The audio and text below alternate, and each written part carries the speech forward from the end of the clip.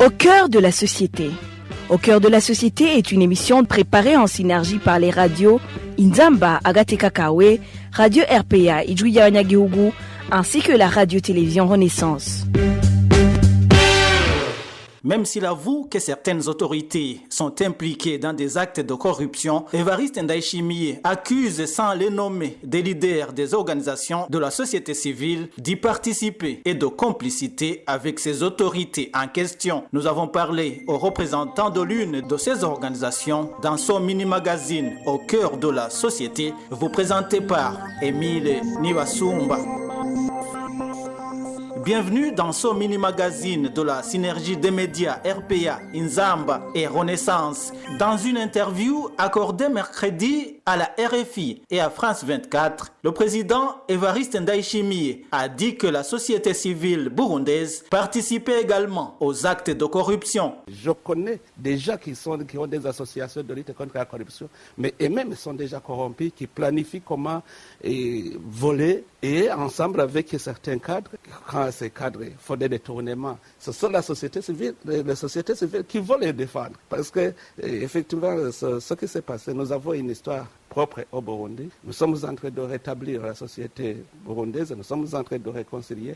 Alors, tout cela, il y avait des mauvaises habitudes au départ. Aujourd'hui, nous sommes en train de mettre tout sur les rails, ce qui fait qu'il y a des gens qui ne sont pas contents, il y a d'autres qui sont contents. Les gens disaient, je vais détourner, si on m'emprisonne, à mon retour, je vais alors consommer ce que j'ai volé. Mais maintenant, il est puni et il rembourse. Donc, ça décourage parce qu'il sait qu'il ne va rien gagner. Qu'en dit le président de l'OLUCOM, l'Observatoire de lutte contre la corruption et les malversations économiques? Je dois vous redire que cela n'est pas la première fois. Depuis la naissance de la société civile en 1992, la société civile était toujours perçue comme l'ennemi du gouvernement. Mais la société civile est là pour accompagner, pour conseiller, pour donner des avis au gouvernement en fait d'améliorer le système de gouvernance. Mais ceux qui dirigent souvent considèrent cela comme des insultes, comme des gens qui s'improvisent pour faire des actions qui ne les concernent pas. Par ailleurs, souvenez-vous, l'OLUCOM, personnellement, je viens de passer plus de 20 ans dans le combat. J'ai vu beaucoup de choses, emprisonner, fuir, attentats, donc plusieurs méfaits qui m'est arrivé. Mais en plus de cela, souvenez-vous qu'il y a eu même ceux qui ont été assassinés. Mais pour nous, utiliser ce genre de langage, ça ne peut pas en aucun cas nous couper les rangs que nous sommes en train d'utiliser pour combattre la corruption. Wendola. Gabriel Rufsiri propose également des moyens de lutte contre la corruption. En principe, les autorités burundaises ont une obligation légale et morale de déclarer le patrimoine conformément d'abord à la Constitution de la République burundaise, spécialement à son article 95, mais aussi en conformité avec la Convention des Nations Unies contre la corruption, mais aussi également avec la Convention africaine pour la prévention et la lutte contre la corruption.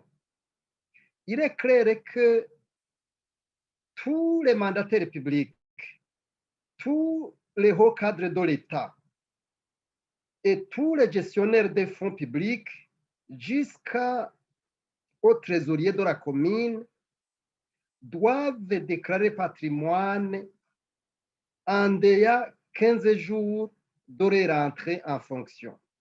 Malheureusement, depuis la mise en place de cette loi anticorruption en 2006, c'est peu de dirigeants, peu de hauts cadres, peu de gestionnaires qui ont déjà exécuté cette mission noble. En revenant sur les recettes des fonds détournés, recouvrement des recettes des fonds détournés, il est bien mentionné. C'est le même montant d'1,2 million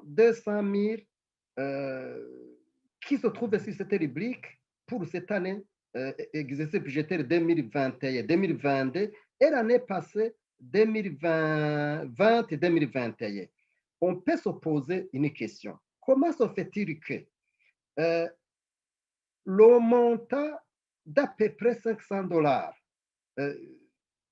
qui est mis sur cette rubrique par rapport à ce que son Excellence le Président de la République a parlé, nous voyons qu'il y a vraiment une contradiction notoire parce que si tel est le cas, le montant qui devait revenir de ces fonds détournés devrait figurer sur cette rubrique, ce qui n'est pas le cas malheureusement. Où sont-ils ces montants?